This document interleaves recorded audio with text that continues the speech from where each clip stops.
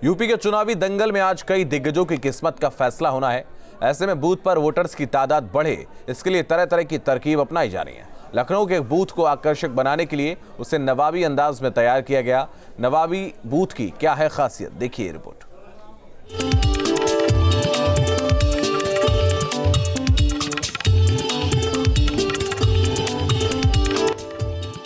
UP में चौथे चरण के लिए इम्तिहान जारी है।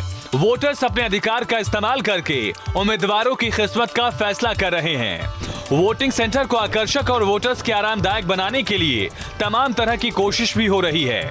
ये नजारा है नवाबों की नगरी लखनऊ के एक वोटिंग सेंटर का। इस बूथ को नवाबी अंदाज में महज इसलिए तैयार किया गया ताकि लखनऊ की रहनुमाई के तरीके को एक बार फिर जोश दिया जाए, यहाँ की नवाबियत को फिर याद किया जाए। फूलों और गुब्बारों की सजावट है, रेड कारपेट है और बूथ के बाहर बग्गी भी है। यानी आप वोट देने के लिए किसी शाही खानदान के नवाब की तरह आइए, रेड कारपेट पर बग्गी पर सवार होकर अंदर आइए, लखनवी तहजीब से वाकिफ होइए, अपने अधिकार का इस्तेमाल करिए। अच्छा, बहुत अच्छा। सुंदरता, साफ सफाई, हर एक चीज को अच्छा दिया गया। बच्चों के साथ एंजॉय किया, सब अच्छा लगा देखने में, सब कुछ अच्छा बनाया गया, डेकोरेट अच्छा किया गया है। बूथ को ऐसा रंग रूप देने और आकर्षक बनाने के पीछे यहाँ के अधिकारियों का दिमाग है। उनका मानना है बूथ पर रौनक होगी तो वोटर्स को खुद ब खुद ये खींच लाएगी। जिला निर्वाचन अधिकारी महोदय के निर्देश के क्रम में इसको बनाया गया है।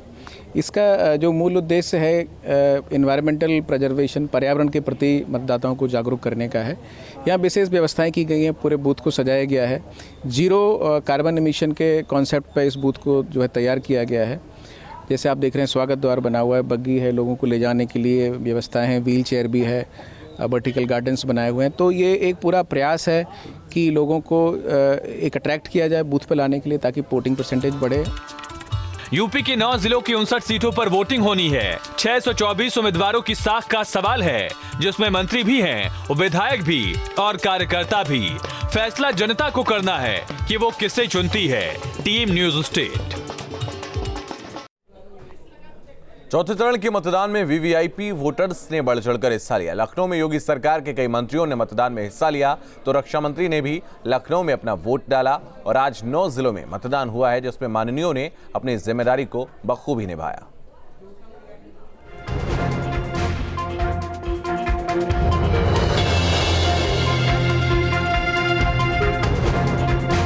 यूपी के चौथे चरण के चुनाव में वीवीआईपी मतदाताओं ने भी बढ़ चढ़ कर हिस्सा लिया। लखनऊ में सुबह सुबह बीएसपी अध्यक्ष मायावती ने नर्सरी स्कूल में मतदान किया तो प्रदेश के डिप्टी सीएम दिनेश शर्मा ने भी अपने मताधिकार का प्रयोग किया। और अब मैं कह सकता हूं कि इस समय बीजेपी की आंधी पूरे प्रदेश में चल रही है और 7वां चरण के समाप्ति के बाद ये आंधी तूफान में बदल जाएगी। कैंट से बीजेपी प्रत्याशी ब्रजेश पाठक ने भी वोट डालकर पार्टी की जीत को तय बताया। और इतनी बड़ी संख्या में मतलब बीजेपी के पक्ष में लहर चल रही है, मैं कह सकता हूं कि अपार जन समर्थन के साथ हम लोग सरकार बनाने जा रहे हैं। रक्षा मंत्री राजनाथ सिंह ने भी लखनऊ में अपने मताधिकार का प्रयोग किया और जीत की उम्मीद जताई। नहीं, मैं तो पूरी तरह से आश्वस्त हूँ। 2017 के विधानसभा चुनाव में जो भारतीय जनता पार्टी को जितनी कामयाबी हासिल हुई थी कमोबेश इस बार के चुनाव में भी उतनी ही संख्या में हमको कामयाबी हासिल होगी।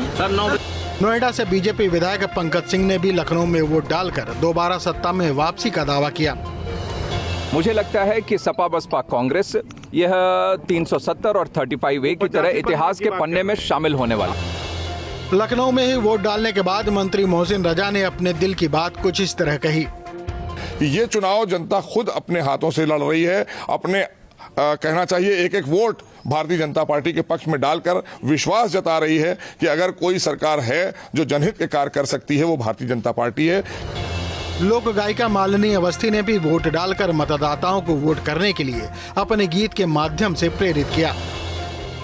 अरे जागो रे जागो देश के मतदाता, अरे जागो रे जागो यूपी के मतदाता, अरे जागो रे जागो मोरी बहिनी रे भौजी रे, जागो रे जागो मोरी सखिया रे सगेली रे, जागो रे जागो यूपी के मतदाता।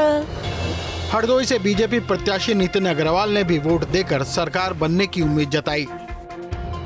मैं आश्वस्त हूं और पूर्ण विश्वास है कि इस बार हरदोई में 8 की 8 सीटें भारतीय जनता पार्टी जीतेगी। उन्नाव में सांसद साक्षी महाराज ने भी मतदान केंद्र पहुंचकर इस महापर्व में हिस्सा लिया। कह सकता हूं कि 2017 में योगी जी को जो जनादेश मिला था, 2022 में अपने उस रिकॉर्ड को तोड़कर और भारी बहुमत से सरकार बनाएंगे। वहीं रायबरेली में बीजेपी प्रत्याशी अदिति सिंह ने भी लोकतंत्र की मजबूती के लिए अपना मतदान किया, तो लखीमपुर में गृह राज्य मंत्री अजय मिश्रा टेनी भी भारी सुरक्षा के बीच मतदान करने पहुंचे। इस तरह चौथे चरण के चुनाव में वीवीआईपी मतदाता भी वोट करने में पीछे नहीं दिखे। Team news state.